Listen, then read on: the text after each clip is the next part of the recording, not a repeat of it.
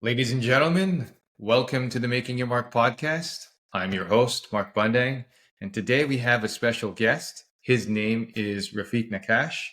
Hi, Rafik. Hi, Mark. How are you? I'm good. Yourself? Very good. Thank you. Thank you for Excellent. having me. It's my pleasure and also my privilege. Thank you. I know Rafik from a long time ago, from our co-op days back in. I don't want to say how old we are, but suffice to say, it's been a couple of decades at least. Anyway, what I wanted to say is I'm really excited for this podcast, as I am with the rest of the podcast.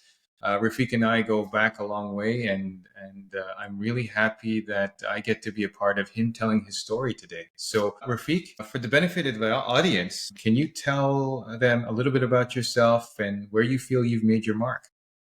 Okay, well, let's see. I did my undergraduate studies in chemistry at Concordia University. We were colleagues together in the co-op program, and that's where we got to know each other. After my undergraduate degree, and thanks to co-op at Concordia, I was able to land a job in pharmaceuticals. And I didn't initially think I would be there for a long time. And lo and behold, 10 years later, uh, I had left industry and went into academia again. I wanted to revisit and touch base again with academia. With that said, I had never really left academia. During my period in industry, I was actually doing my master's in the evening. I just wanted to always keep my foot in the door, and academic research was always something that really was near and dear to my heart. And from there, once I left industry, the decision was really clear cut for me. It was time to come back home and return back to academia, pursue further studies. I did my PhD. And then from there, I went on to do a postdoctoral degree. And of course, once I did my postdoctoral degree, it was time to think about what would be the next step. Would I return to industry again, or would I continue onwards with my trajectory in academia? And it just felt natural that I had to stay, that I had found my place. I applied for some positions, and I went through an interview at Concordia University, and the rest is all history. And here I am. And I think this really, to go back to your sort of initial question, this is where I think I made my mark. Oh. Well, thanks, Rafik. You know what? It's interesting because not everyone pursues an academic career, and not everyone knows the path. I think one of the things that you mentioned was that, I mean, obviously you studied in the bachelor's degree. We were in the program together, and then you through co-op you were able to get a job through industry, right? So. And then that started a stretch you mentioned about 10 years, right? That's 10 correct. years. Can you go into why you didn't, or why did you pick industry for the first 10 years of your career? So there were a couple of factors. One of them being financial stability. Having worked at co-op and having worked in industry in very professional settings, I actually enjoyed, having a steady income, enjoyed having certain luxuries, and I did enjoy the science behind it. And working in industry taught me quite a bit of things during co-op, be it from how to handle yourself in a professional setting, how to multitask, how to manage your own projects, but also taught me a lot about state of the art, techniques, working in different areas in material science. So it was something that I felt I needed to also sort of expand my knowledge in. And with that said, I think this was not a bad move after all, because a lot of these skills that I acquired while I was in industry were really very translatable. And when I returned back to academia, or even when I was doing my master's in the evening, it allowed me to translate these skills and bring them to the lab in the academic setting. And it allowed me to be a more efficient student. So I think, in a sense, it was really beneficial for me. One, yes, financially it made sense. The science made sense, but even sort of something I didn't expect was that the ability to translate these skills and bring them to a different setting altogether. Ah, okay. And you've kind of mentioned that you studied at the same time as you worked, and this was a full time in the industry that you did. Yes. Full time. Okay.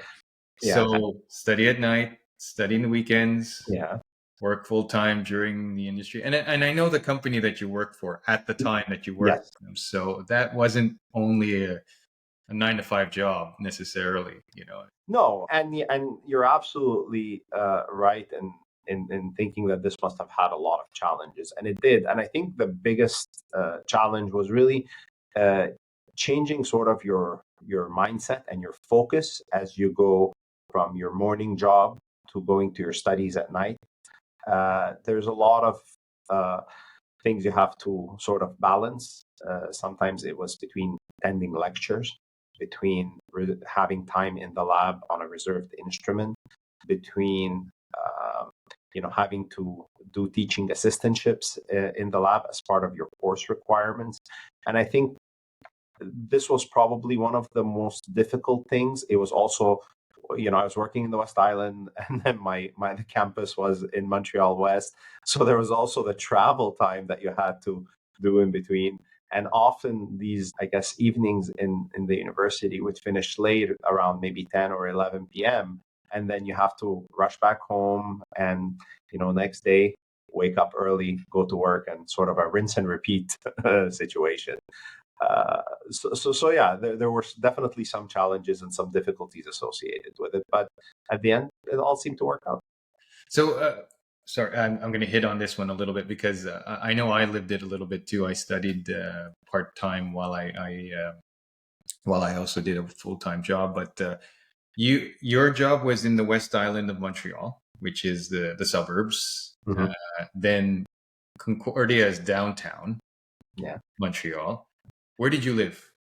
I lived in Laval. I Which is worked here. in the West Island in Kirkland, and then the campus was moved eventually to Montreal West at the Loyola campus. So it was a very interesting morning trajectory and evening trajectory. Oh, So there was always a sort of a lot of driving involved. yeah, and I guess why I'm leading into it is because one of the things that prices you have to pay for when you do this double duty, if you will, is time, right? You don't have a lot of time for anything else. Yeah, and this couldn't have been more true. One of the biggest things that we don't think about is how we sort of can handle all of this while maintaining sort of normal social interactions, or if you have, if you're in a relationship, or if you're married, or if you have family, and all of this sort of takes time away from all of that, right? And I was very fortunate that I was with a very understanding person who was really pushing me to continue onwards with my studies. And I think this was a huge relief for me, because if I also had to worry about balancing, the social aspect of things and a relationship aspect of things, as well as a job and a degree, it would have been a lot harder to achieve. And I don't know if I would have, right? But when you have a good supporting cast, who are trying to ensure that you are going to succeed in your goals, it makes it that much better and Mm, that much easier. That's good. That's good because we don't do great things by ourselves. There's usually Absolutely not. behind you. Absolutely not. Yeah. So I think, did you get married at the time too, or? So I had just gotten my master's. Subsequently, I got married. I was still working in industry, and then I started my PhD. Again, thanks to my wife, who pushed me and told me, you need to do this. This is something that you clearly enjoy, so why not do it? And this is where it gets interesting, because at that point, the year we got married, I also left industry and returned to full-time studies. So this is where, it was very challenging. It was very hard. The transition was quite drastic. You go from a high-paying job to becoming a graduate student, which is not necessarily a very high-paying affair, right? Obviously, you're working towards something great, but I think the road to get there, this is where financially, you might struggle. Yeah, we had just gotten married. There were bills to pay. Sometimes you have to pay off your wedding, uh, and and this is where you really learn what you're made of and how much of a drive you really have in order to achieve your goals and in order to reach your final destination. And this is the part I want to get to as well. It takes a certain amount of vision and faith to be able to do what you did for the first 10 years. So you balanced 10 years of industry. Yeah. Then you did your master's along the way, and same year that you got married, you also did that switch with industry to academia. So at the onset, when you were thinking of doing your master's while you were still in industry, why? What brought that about? When I wanted to do my master's, it's like I said, I was never ready to leave academia. I was always interested in academic research and the freedom it brought. And this was something that I enjoyed tremendously and I didn't want to let go. I'm a person who's curious by nature. I want to learn things all the time. And this was really my outlet. This is my creative outlet. This is where you are allowed to explore and do what you want to do. And this is something for me that I couldn't find any other job that would let me do. Okay. Well, in this case, I was studying, but still, to me, it was basically it's what I wanted to do. And I was fortunate enough to have a supervisor that gave me complete freedom in the lab to work on interesting and challenging topics. Of course, so long as they were safe. And I think that helped me grow as well as a scientist, right? The ability to have that freedom. Amazing.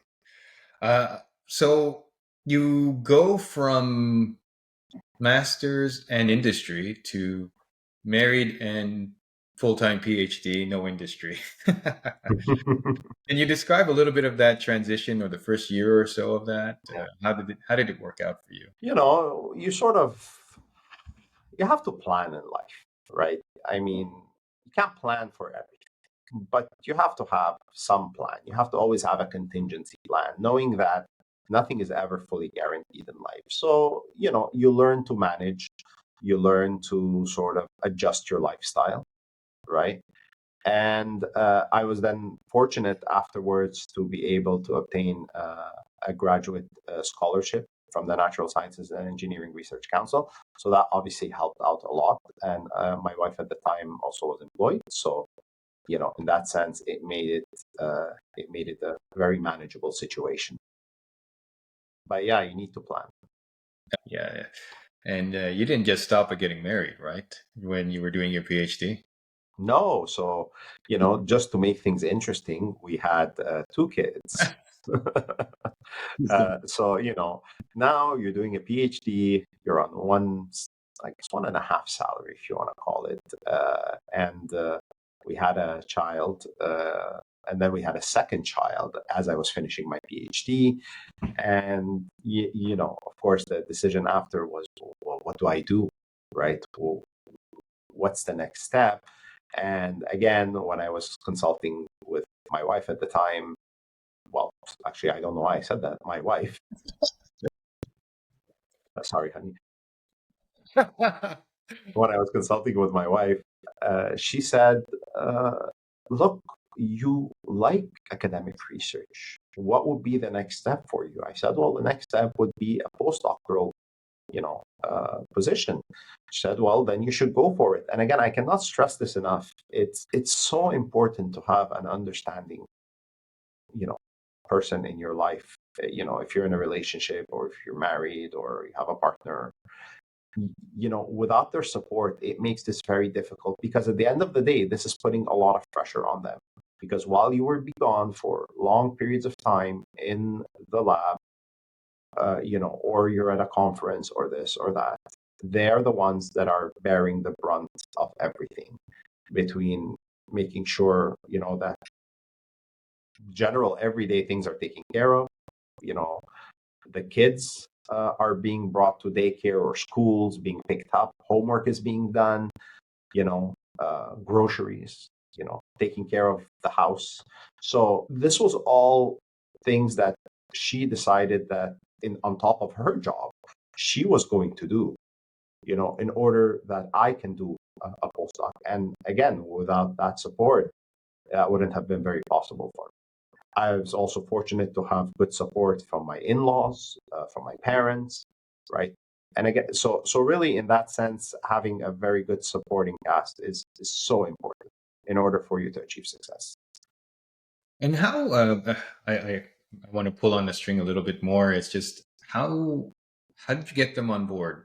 Was it hard? Did you have to do what did you have to do? To get Come on board to do this investment in a PhD and not work in industry. I think everybody just saw that.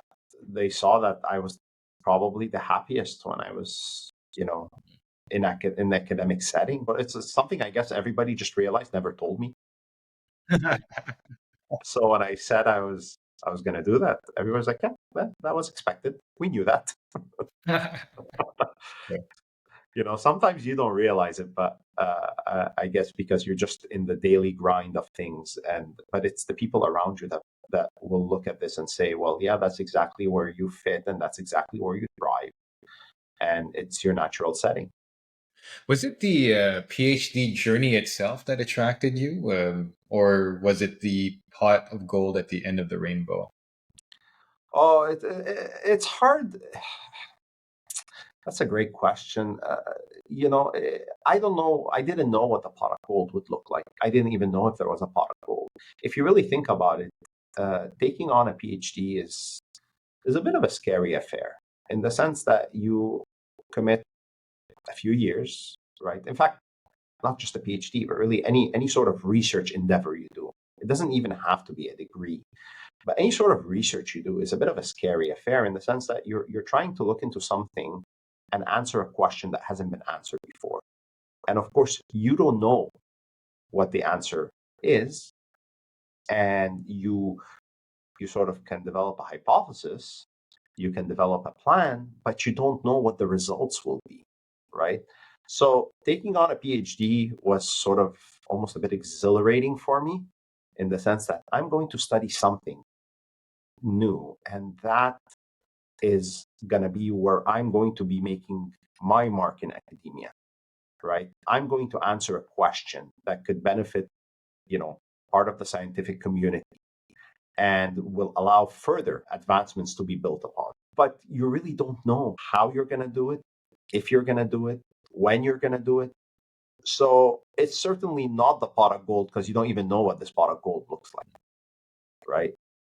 You hope at the end of the day that whatever comes out of this is going to be something that can benefit people. It could be scientists, could be, society, could be your community, somebody, right? That it will be used as a tool to further advance our knowledge in a given subject.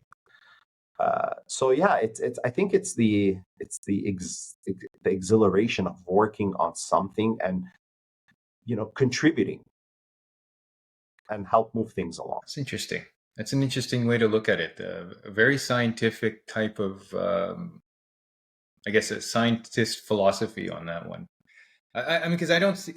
It's interesting because you don't think about that when you're someone who, like for me, for example, I've made a career in business, so I did an MBA, and like you, I had a very supporting wife or spouse who helped me, who didn't also see what exactly the pot of gold was, but we knew that there was one. And I didn't know it at the time when I was doing an MBA part time as well, that I would enjoy the journey just as much. But it was more for that thirst of knowledge, because I come from a science background like you in my bachelor's, but business was like it's something new for me. It's exciting, and plus it's more in line with what I was doing. So it's different for someone who's doing an MBA because depending, I guess, where you're coming from and what your goals are, it's less about contributing to society and more about can I build a business? Can I do this with a business? Can I if you were in a nonprofit organization, how can I run that better? Maybe that is. But for a scientist's journey, it's very different. It's very different, and I think that's something that not everyone has, which I think is very special and unique to you and I guess your ilk of Yeah. scientists. So very much respected. That's kind of what I want to say. Thank you. I think it's a long journey to be a scientist, and to do what you did. Inherently, what I'm hearing is it's a gamble, right? Like you pick a research area and then you don't know if it's going to pay off, right? Why do you take that risk necessarily? Or why that one? Like what makes you say, I want to take this one versus that one? So, why would we take that risk? Because if you never take a risk, you will never you need to step outside your comfort zone. Okay, that's how you grow as a person. You could go through your daily life and not take any risks, and that's fine. And if that's what works for you, fantastic. But for me, as somebody who liked challenges, it was not just important, it was necessary for me to sort of do that, because this is a challenge. You don't know what you kind of know what you're embarking on, but you don't know what the outcome is going to be, right? But it's up to you to figure it out, right? And for me, sort of shying away from a challenge, I would have considered this a personal defeat. And it would go against everything, that's of my character and every grain of being in me. I'm somebody who takes on challenges head on, and I will I will embrace the challenge and I will face them with joy, because I know that at the end of this, once I overcome this challenge, I'm going to be able to be a better version of myself.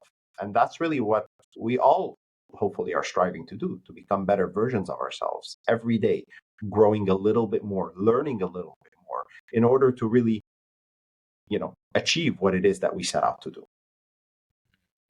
And good. And it worked out for you. What if you picked a topic and it didn't work out for you? What's the worst thing that could happen? Oh, but that's almost natural in research. And in fact, if you pick the topic and you basically everything worked out, I would say that this has already been done and it's already been known. What happens most of the time in research is that, you start off thinking of a topic and you start doing some experiments and you go along the way, let's say, or you have an idea in mind as what it should really produce, and you find something completely different, or you fail over and over. And then you come across a reasonable or interesting piece of information that makes you take a right turn. And then you follow that path. And then you hit a roadblock. And, well, now you find another interesting idea and a piece of information related to that topic. And now you take a slight detour.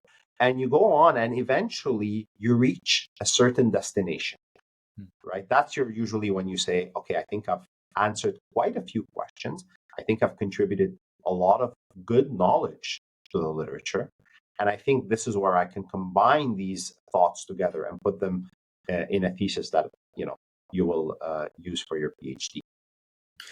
So really doing a PhD is not very different than driving on Montreal roads. Lots of detours, lots of roadblocks, but eventually you get there. It just sometimes might take you a little bit longer.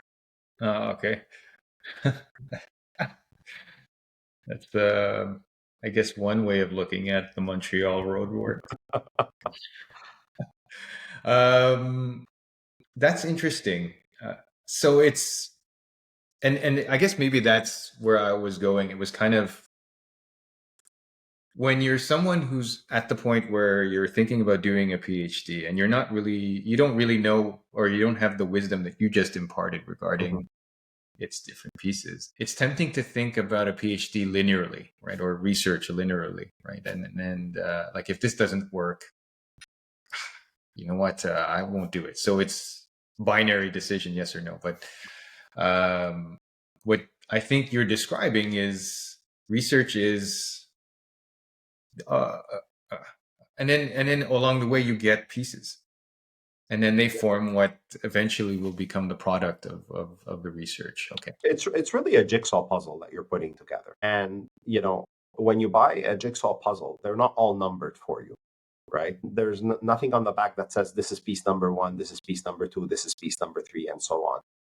You sort of develop strategies on how to put together this jigsaw puzzle. Some people like to start with the corners. Some people like to start, with a sort of an easier feature that they can put together, and from there they build. So really, that's what you're doing. You're piecing together bits and pieces of information to make your story at the end and to reach your final destination. So in a sense, yeah, that's what it is. And it's okay. Sometimes you will fail because you try and fit two pieces of the jigsaw puzzle together, and it turns out that they don't fit. They look very similar, but unfortunately, it's not a tight lock. You mentioned failure, right? So there's a lot of inherently people are afraid of failure, right? Like those who kind of take it as an opportunity versus a roadblock. Those are the people who succeed the most, right? Those are the people who achieve the most, I think. But I wanted to ask you, what's a person who takes that kind of road that you do? How are they built?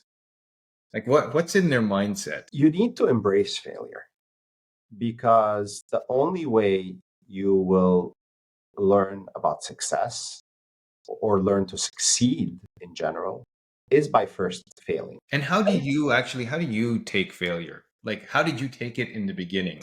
Sure, at the beginning, it's a question of pride and ego, and, how could I fail? I thought I was really, you know, aware of what I'm doing, or I knew what I was doing, and you question yourself over and over and over, right? But then you realize I need to fail in order to understand how to succeed. Because if you just take failure, and at face value, I guess, you're not going to go very far. But if you start looking into why you failed, right, and Is there a start digging particular deep, experience you had that I can tell you about every day of failures of doing my PhD or doing my postdoc or my master's. It's just normal research, or even as a professor when you write a grant that doesn't get funded, right? So you say, "Oh, I failed," but why did you fail? Let's go and dig deeper, because the moment you start digging deeper, that's when you really discover how you can make something better, how you can improve. Maybe it's the way I was thinking about the problem. Maybe it's the way I designed a certain procedure. Maybe it's the way I explained something in a grant, right? By really sort of thinking deep about failure and why you failed, you can actually use this to your advantage in order to succeed. And very often, I liken this to playing darts. If I bring you to a dartboard and I blindfold you, right, and I ask you to shoot darts, what's going to happen? Hmm. You're going to shoot darts, and maybe one of them might hit a bullseye, right? But you'll never understand anything about the technique, right? You're just sort of randomly throwing, and eventually something struck, right? So if you don't really understand failure and understand how you can improve on yourself and how to better design something or how to retool your thinking, right? Take that blind off and really look at the problem. You will never be able to succeed as quickly or as well as you could than if you had spent that time on it. I mean, I guess you've experienced failure throughout, the stages of your career. If I remember correctly, I mean, you did you you just mentioned that you did your PhD. Then the next step was a postdoc. What happens after that? So this is where it gets interesting because I'm nearing the end of my postdoc, and the pressing question is, well, what's next? Hmm.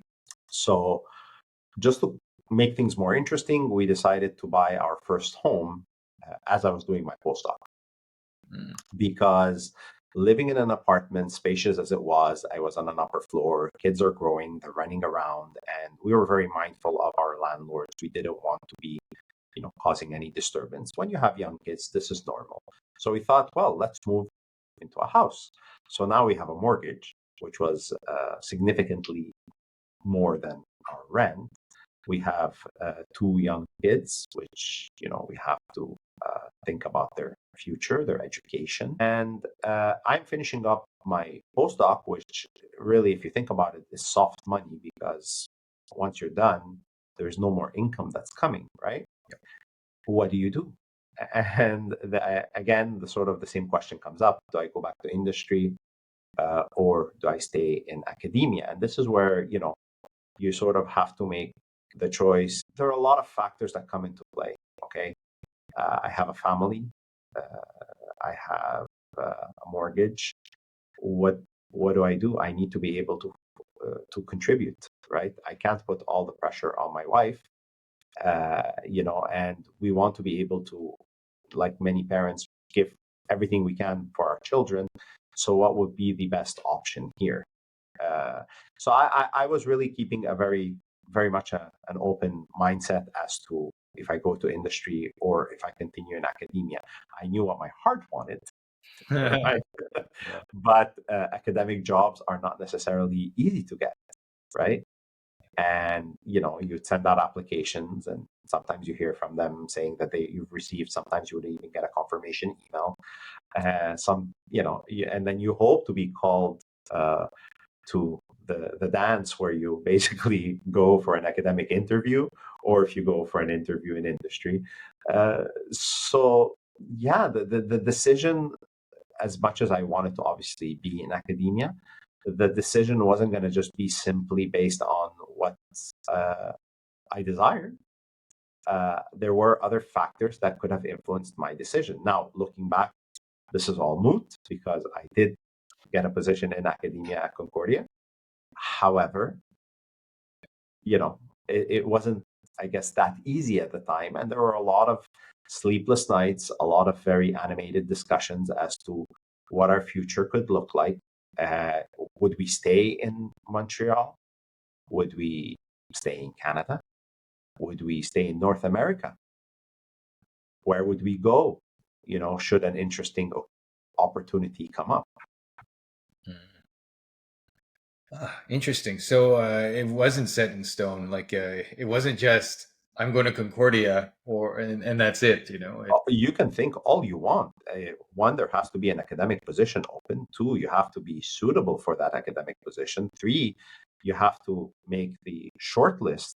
Four, you have to pass the pre-interviews. And then five, you have to sort of outperform and outdo everybody, from that were shortlisted for that academic interview and get the position. So if you really think about it, it's very the odds are not necessarily always very high in your favor.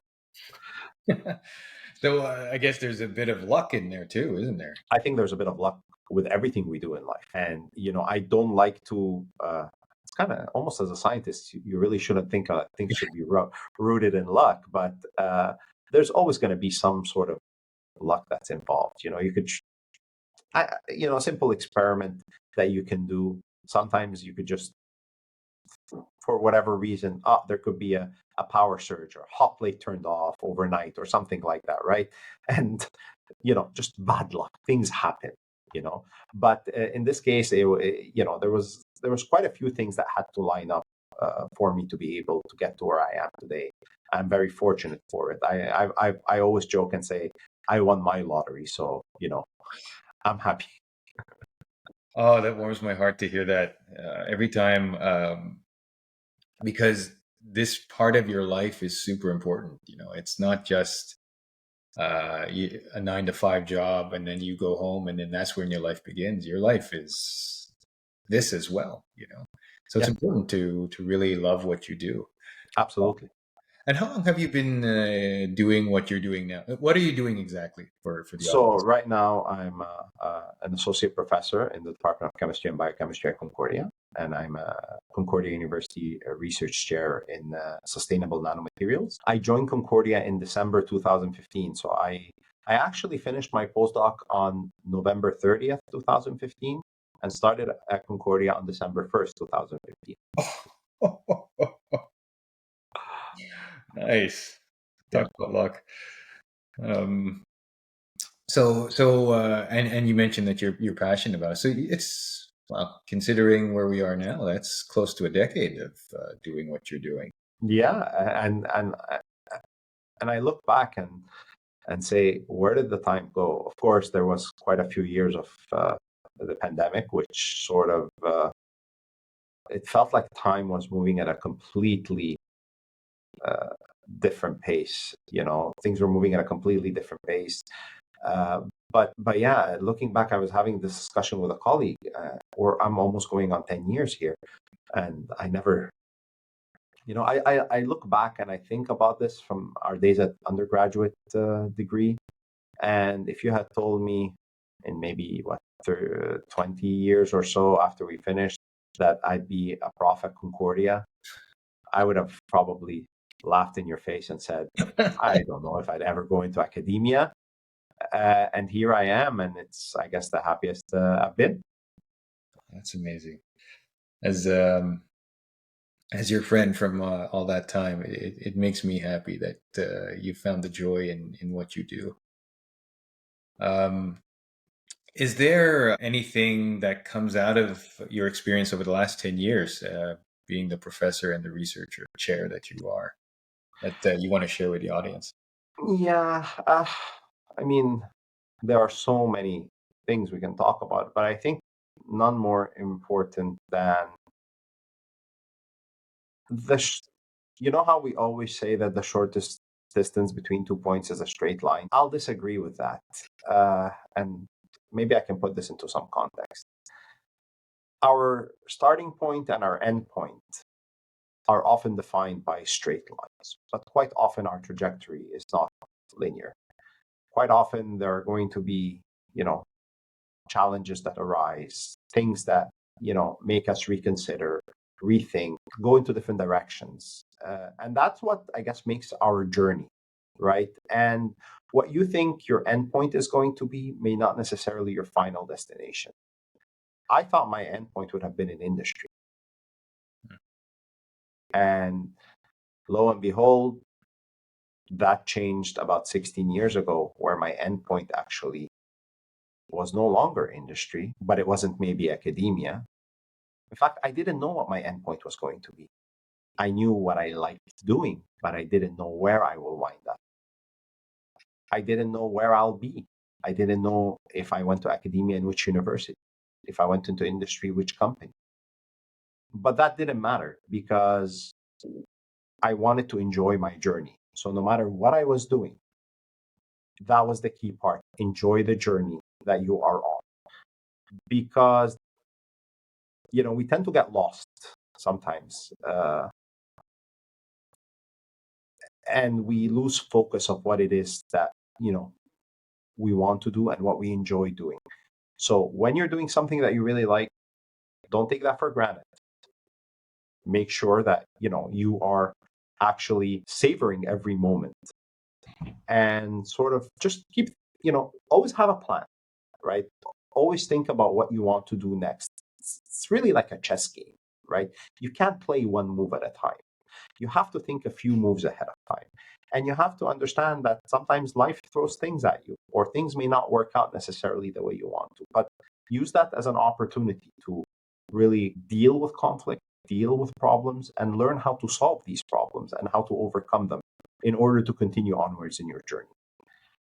And be flexible, learn to forgive yourself for failure, Hmm. embrace your failure, accept it, use it as a learning opportunity in order to really achieve the success that you target at the end.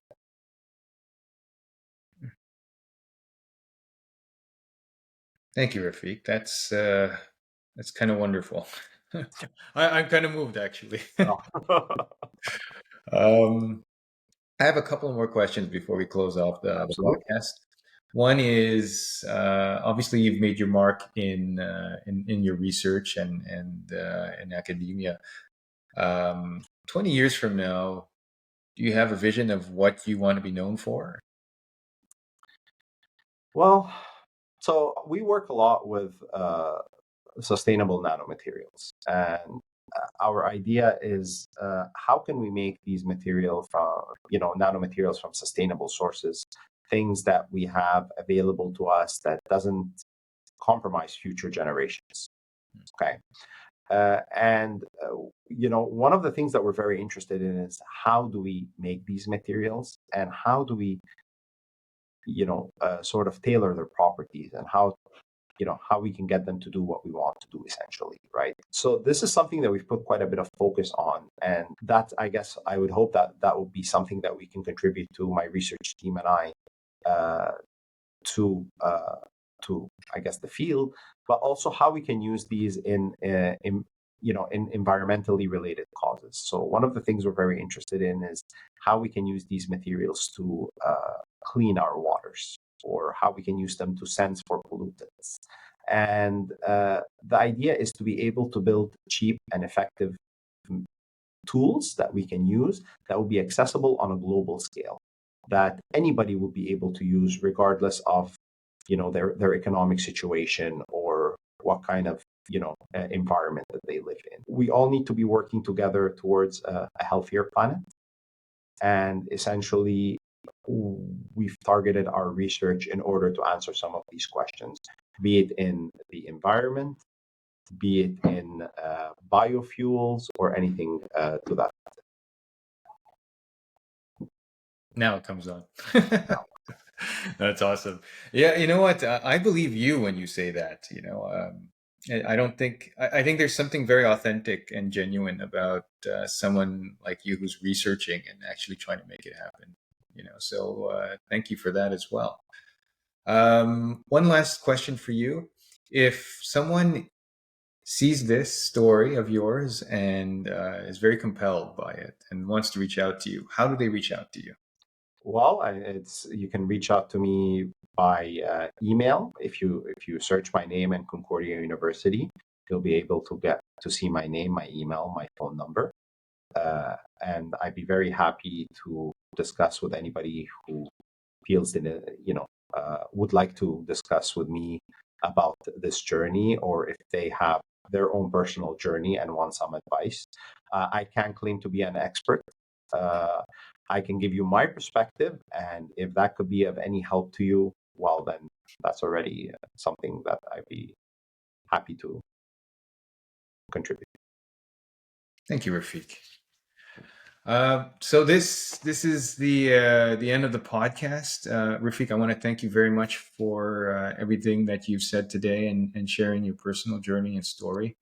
If I may say so, this is probably one of the more human ones that I've done, and not that there's anything wrong with the other ones. They're just as important and valuable, but. I wanted to convey my appreciation for that quality that you've given this episode. So thank you. Well, thank you for the opportunity to speak to you and share my story. And I think the idea of your podcast is really fantastic, because it goes to really help people and offer different experiences for people to learn from, and hopefully it could be of benefit to them. I hope so. Thank you, Rafik. And everyone, we'll see you again at the next one. Have a good one. Hey, thank you very much. If you made it this far to the end of the podcast, I really want to thank you from the bottom of my heart. We're just starting out, so it would help if I could just ask one more thing of you. Please subscribe to this channel and share the podcast, share the episode on any platform you can. It would mean a lot to me, and it would help us a lot. Thank you.